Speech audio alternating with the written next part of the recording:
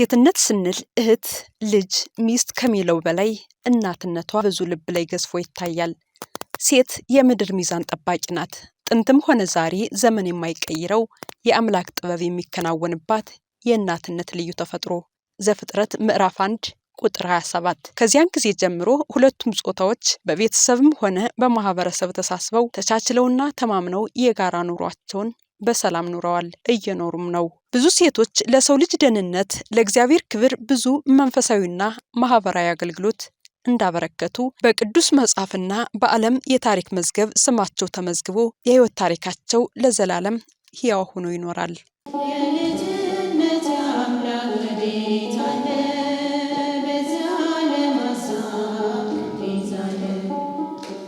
የእግዚአብሔር ሰላም ከሁላችን ጋር ይሁን። ውድ ተመልካቾቻችን እንዴት ሰነበታችሁ? ዘውትር በዚህ ሰዓት እየተዘጋጀ የሚቀርብላችሁ ጉባኤ አንስት የተሰኘው መርሃ ግብራችን ጀምሯል። በዚህ ፕሮግራም ለቤተሰብ፣ ለቤተ ክርስቲያን፣ ለማህበረሰብ እንዲሁም ለሀገር በተለያየ መልኩ አስተዋጽኦ ያበረከቱ ልባም ሴቶች ታሪካቸውና ስራቸው የሚዘከርበትና የሚነገርበት ነው። አሁን ወቅቱ የሀገራችን ኩራት የሆነው የአድዋ ድል በዓል የሚዘከርበት ጊዜ ላይ እንገኛለን። በመሆኑም ሀገራችን ለዚህ ድል እንድትበቃ ከፍተኛው ሚና ከተጫወቱት መካከል እቴጌ ጣይቱ ብጡል ናቸው። ይህንን ጉዳይ በተመለከተ የታሪክ ባለሙያ የሆኑትን ጋብዘናል። እስከ ዝግጅታችን ፍጻሜ አብራችሁን እንድትቆዩ የአክብሮት ግብዣችን ነው።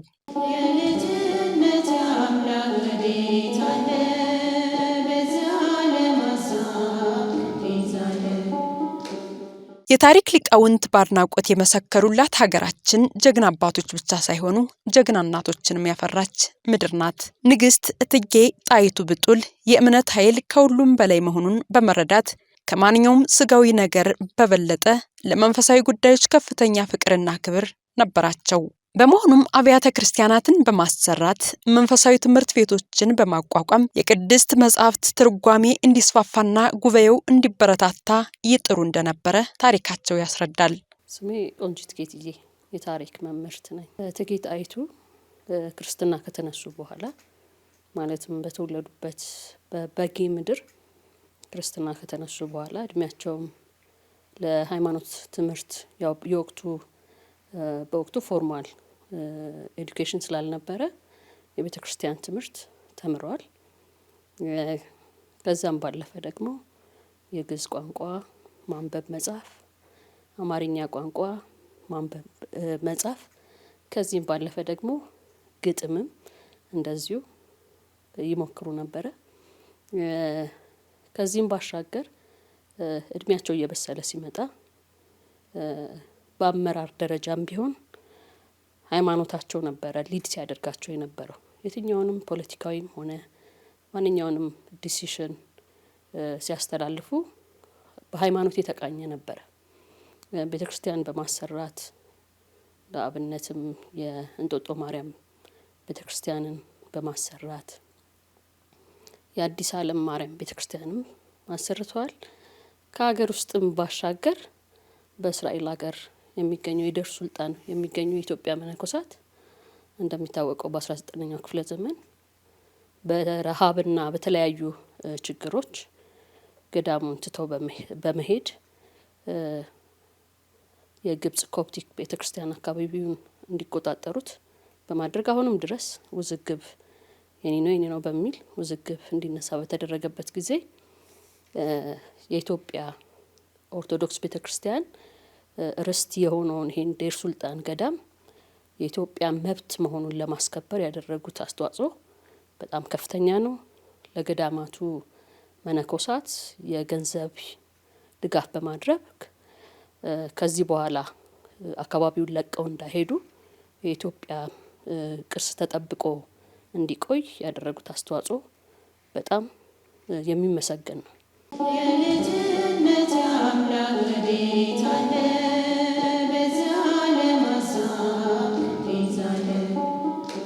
የሚያደርጓቸው ማንኛውም አይነት ውሳኔዎች በሃይማኖት የተቃኙ ናቸው። ኢኮኖሚያዊ ጥቅም አለው ወይ፣ ፖለቲካዊ ጥቅም አለው ወይ ሳይሆን የኢትዮጵያ ኦርቶዶክስ ቤተክርስቲያንን ቫልዩ ወይም እሴትን እና ባህልን የጠበቀ ነው ወይ የሚለውን መልስ የሚመልስ ሲሆን ብቻ ነው የሚፈቅዱት። ስለዚህ በአጠቃላይ ስንመለከታቸው በሃይማኖታቸው በጣም ጠንካራ የሆኑ ናቸው።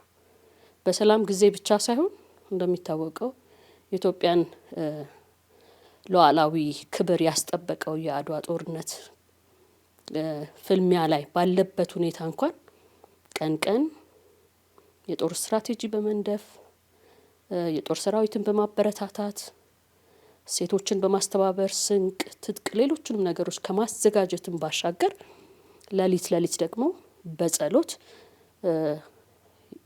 የኢትዮጵያ ሃይማኖት እንዲጠበቅ የኢትዮጵያ ሉዓላዊነት እንዲጠበቅ ከፍተኛ አበርክቶት አላቸው።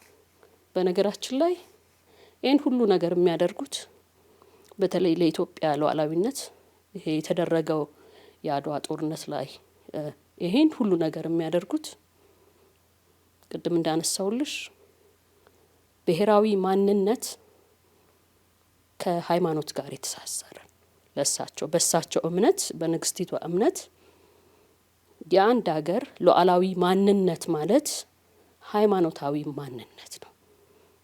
እነዚህን የአውሮፓ የቅኝ ግዛት ተስፋፊዎች በጠንካራ ሁኔታ ሲቃወሙ የነበሩትም ሃይማኖትን ተገን በማድረግ የውጭ ኃይሎች የኢትዮጵያን የኦርቶዶክስ ቤተክርስቲያን እምነትና ባህል በመጣስ የነሱን ማንነት ያንጸባርቃሉ በሚል ከፍተኛ ስጋት ነው። በሀገር ግንባታም በዘመናዊ ኢትዮጵያ ታሪክ ውስጥ አዲስ አበባ ከተማ እንድትቆረቆር በማድረግ በኩል ከእቴጌ ጣይቱ ብጡል ስራዎች ውስጥ ዋናውና ተጠቃሹ ነው። ንጉሱ የተለያዩ የአውሮፓ ስልጣኔዎችን ወደ ሀገር አምጥተው የሀገር ግንባታ እንዲሳለጥ ለማድረግ ባደረጉት ጥረት ውስጥ የንግስቲቱ ተሳትፎ ቀላል አልነበረም። እንደውም ከንጉሱም በተሻለ ሁኔታ በጣም ንግስቲቱ አስተዋይና በጣም ኢንተለጀንት ስለነበሩ ከፍተኛ አስተዋጽኦ አድርጓል። ፓላስ ውስጥ ወይም ቤተ መንግስት ውስጥ ወፍጮ ሲተከል ይህን ስራ በማስተባበር ከፍተኛ አስተዋጽኦ አድርጓል። ከዚህም ባለፈ የንጉሱ የፖለቲካና የኢኮኖሚ ማዕከል የነበረውን የእንጦጦ ጋራ ላይ የነበረውን ቤተ መንግስታቸውን ወደ መሀል ከተማ አሁን አዲስ አበባ እየተባለ የሚጠራው አካባቢ ላይ አዲስ ከተማ እንዲመሰረት የአንበሳውን ድርሻ የተወጡት ንግስቲቷ ናቸው። እንግዲህ ንጉሱ በሌሉበት ወቅት ነው። ንጉሱ የሀረር ዘመቻ ላይ በነበሩበት ወቅት ንግስቲቷ ከእንጦጦ በታች ፍልውሃ ያለበት አካባቢ ላይ ወርደው ግንባታ በማስደረግ የአዲስ አበባ ከተማ እንዲቆረቆር ስሟንም ራሱ አዲስ አበባ የሚለውን ስያሜ በመስጠት እና ሀገሪቷን የኢኮኖሚ አዲስ የኢኮኖሚ እንዲሁም የፖለቲካ ማዕከል ከሀገርም ባሻገር እንደሚታወቀው አሁን የአፍሪካ ህብረት ዋና መቀመጫ ነው። ብሎም የተለያዩ የዓለም አቀፍ ዲፕሎማቲክ ማዕከል ነች አዲስ አበባ። ከዚህም ባለፈ ከአዲስ አበባ አዲስ ዓለም የተዘረጋው የድንጋይ ንጣፍ እንዲሰራ በማስተባበሩ ላይ ከፍተኛ ሚና ነበራቸው። ስለዚህ በሀገር እድገት በሚደረገው ማንኛውም እንቅስቃሴ ላይ ንግስቲቷ ንጉሱን በበላይነት በማማከር ከፍተኛ ድርሻ ነበራቸው። የካቲት 23 ቀን በ1888 ዓ.ም በመቀሌ ከተማ ላይ ጠላት በተጠናከረና በተደራጀ መልኩ የሰራውን ምሽግ የተጠናከሩ ወታደሮችን በመላክ ፋሽስት ጣሊያን ውሃ ይጠጣበት የነበረውን ወንዝ በቁጥጥር ስር አድርገዋል። የጣሊያን ሰራዊትም ከሚጭናቸው ፈረሶችና በቅሎች ጋር በውሃ ጥም አለቀ። ምሽጉም እንዲሰበር በማድረግ ጀግንነትን የተላበሰ ጀብድ ፈጽመዋል። ቡጫሌ ውል አንስቶ ንግስቲቷ የአውሮፓ የቅኝ ግዛት ተስፋፊ ኃይሎች የኢትዮጵያን ክብር፣ የኢትዮጵያን ሃይማኖት፣ የኢትዮጵያን ባህልና እሴት እንዳይቆጣጠሩ ለማድረግ ከጅምሩ አንስቶ ከፍተኛ ትግል ሲያደርጉ ነበር። በተለይ አንቀጽ 17 የኢትዮጵያን ክብርና ሉዓላዊነት የሚነካ ሆኖ በማግኘታቸው አይሆንም አንቀበልም ይሄንን ውል እስከ ማለት ደረጃ ደርሰው ከዚህም ባሻገር ይሄንን ውል ከመቀበል ይልቅ ጦርነት የተሻለ እንደሆነ ውሳኔ በማስተላለፍ ትልቁን ድርሻ ተወጥቷል። ከዚህም ባለፈ እንግዲህ የማይቀረው ጦርነት በሚሆንበት ጊዜ መቀሌ ላይ በጣም በከባድ ሁኔታ የተጠናከረ ምሽግ ሰርቶ የነበረው የጣሊያን ጦር እንግዲህ ሜዳ ላይ የኢትዮጵያ ጀግኖች ወታደሮች ከፍተኛ ተጋድሎ አድርገዋል ይሄን ምሽግ ለማስለቀቅ። ነገር ግን ሜዳ ላይ በተደረገው በዚህ የወንዶቹ ጀግንነት ባደረጉት ውጊያ ይሄንን ምሽግ ማስለቀቅ አልተቻለም። ንግስቲቱ አካባቢው እንዲሰለል በማድረግ በአካባቢው ለጣሊያን ጦር የውሃ መጠጥ አቅርቦት የሚሰጥ የውሃ ጉድጓድ እንዳለና ሊቀ መኳስ አባተም አካባቢውን እንዲመለከቱና አመቺ እንደሆነ ለመያዝ አመቺ እንደሆነ ካረጋገጡ በኋላ ንጉሱን በማስፈቀድ 900 የሚሆኑ ጦር የግል የነበራቸውን ጦር ወደ አካባቢው በመላክ ይሄ የተጠናከረው የመቀሌ ምሽግ ይሄንን ውሃ በመቆጣጠር በመክበብ ለ15 ቀናት የጣሊያን ጦር በውሃ ጥም እንስሳቶችንም ጨምሮ ማለት ነው በውሃ ጥም አካባቢውን በግዳጅ ለቆ እንዲወጣ በማድረግ ኢትዮጵያ የበላይነቱን ድሉን እንድታገኝ አስችሏል ማለት ነው። ከዚህም በኋላ ንጉሱ እንግዲህ ዲፕሎማሲ ለማድረግ ማለትም መቀሌ ላይ መሽጎ የነበረው በውሃ ጥም ተሰቃይቶ አካባቢውን ለመልቀቅ የተስማማው ጦር አድዋ የሚገኘው ዋናው የጣሊያን ጦር እንዲቀላቀሉ በሰላም አካባቢውን ለቀው እንዲሄዱ ሲስማሙ ንግስቲቷ በጣም ሲቃወሙ ነበር። እንግዲህ ንጉሱ ያው እንደሚታወቀው ሁለታችንም ክርስቲያኖች ነን፣ የክርስቲያን ደም በከንቱ መፍሰስ የለበትም በሚል እምነት ነበር ይሄንን ያደረጉት። ንግስቲቷ ግን ይሄንን የተቃወሙበት ዋነኛ ምክንያት ኢትዮጵያ ይሄንን ጦር በነጻ ብትለቅ የኢትዮጵያ ክብር ይዋረዳል፣ እንናቃለን። ከዚህም አልፎ እንግዲህ በዛ ዘመን ማን ይሄን ሊያስብ እንደሚችል አላቅም። ከዚህም አልፎ ለዳግም ወረራ እንደረጋለን በሚል ስጋት እንዳይለቀቁ ከፍተኛ ጫናም ሲያደርሱ ነበር። ስለዚህ በመቀሌው ከበባ የኢትዮጵያ ጦር የበላይነቱን እንዲይዝና ጠንካራ የነበረውን የመቀሌን ምሽግ በማስለቀቅ ድሉን እንዲያገኝ የጦር ስልቱን በመዘየድ ለኢትዮጵያን ድል ያስገኙት ንግስቲቷ ናቸው ማለት ነው።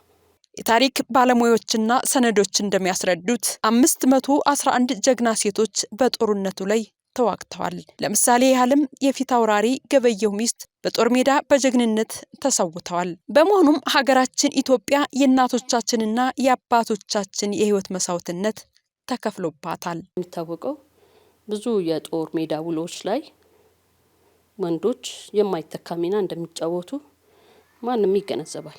ነገር ግን ወንዶች በየትኛውም የጦር ሜዳዎች ላይ ብቻቸውን ለድል በቅተው የሚያውቁበት የታሪክ መዝገብ እንዳለ አላቅም።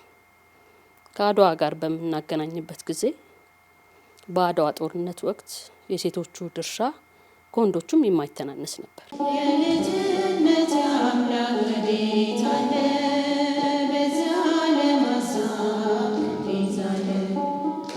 ከፍተኛ ቁጥር ያላቸው ሴቶችን በማደራጀት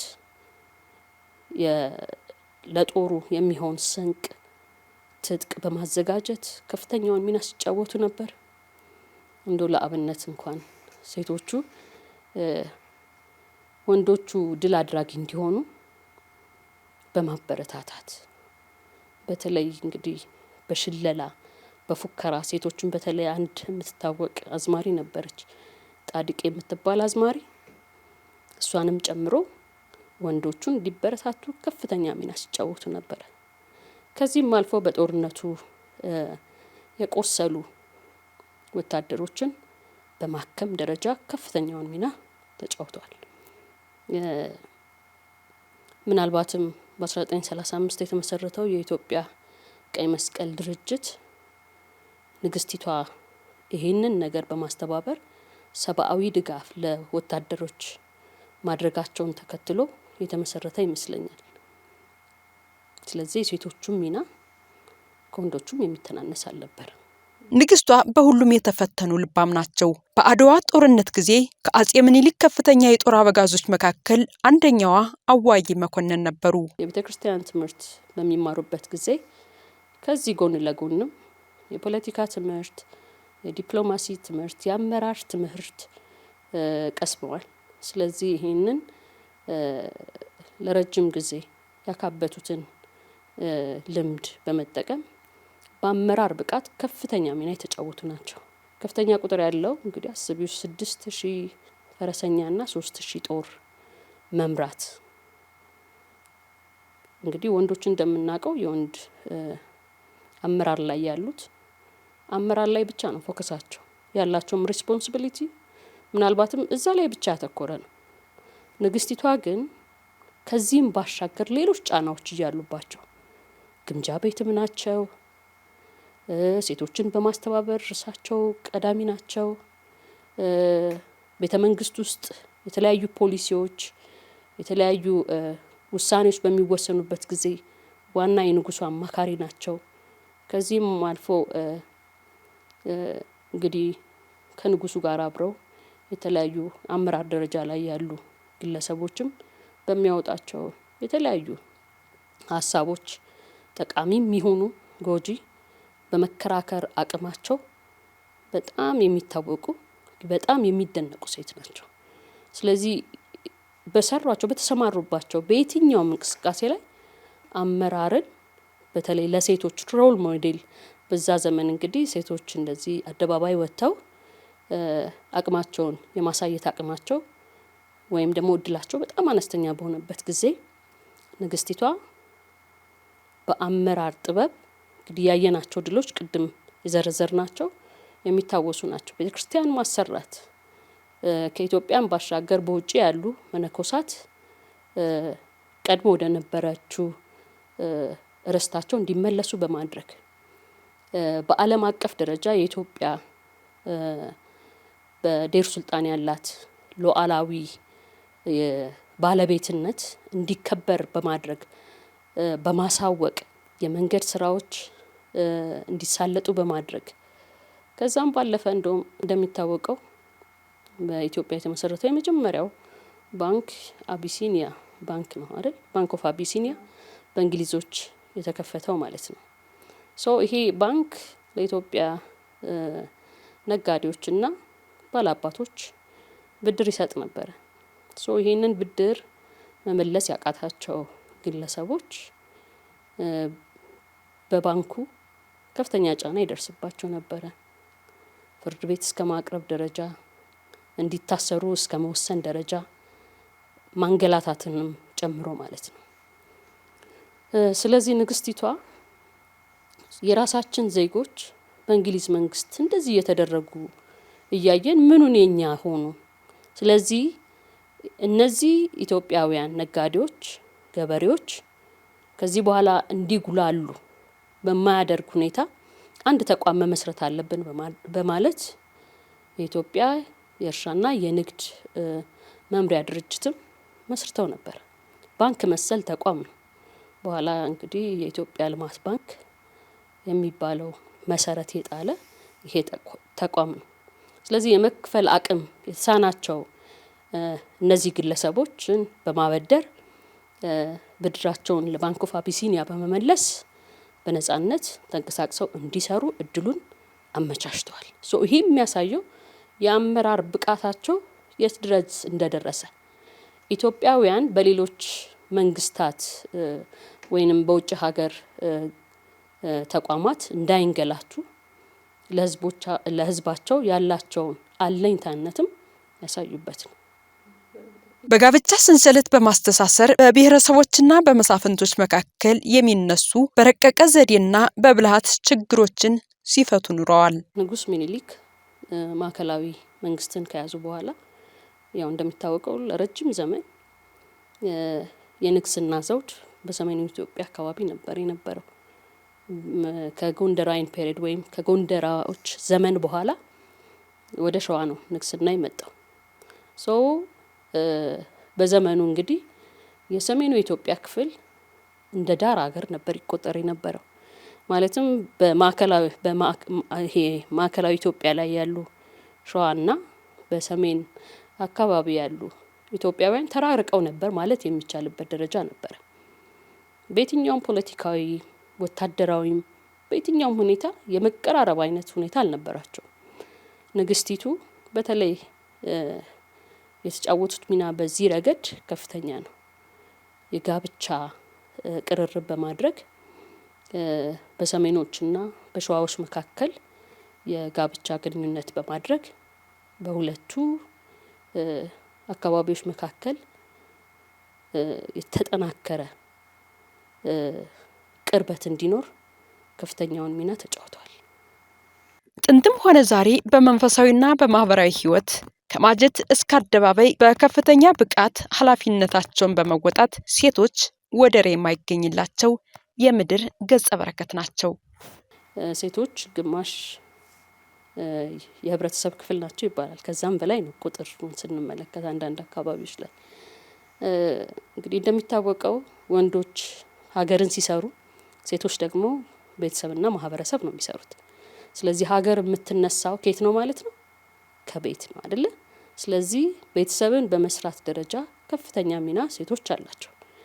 በቤት ብቻ ሳይሆን ውጪም ብንመለከት እንግዲህ እንደ እቴጌ ጣይቱ አንድ ፈር ቀዳጅ ናቸው። እድል በሌለበት በዛ ዘመን እድል ይሰጠኝ ሳይሆን እድሉን ራሳቸው በመፍጠር እና ሰርቶ በማሳየት የሴቶች ሚና የት ደረጃ መድረስ እንደሚችል ለሴቶች ምሳሌ የሆኑ ናቸው። ስለዚህ ሴቶች በየትኛውም በተሰማሩበት የትኛውም ዘርፍ ላይ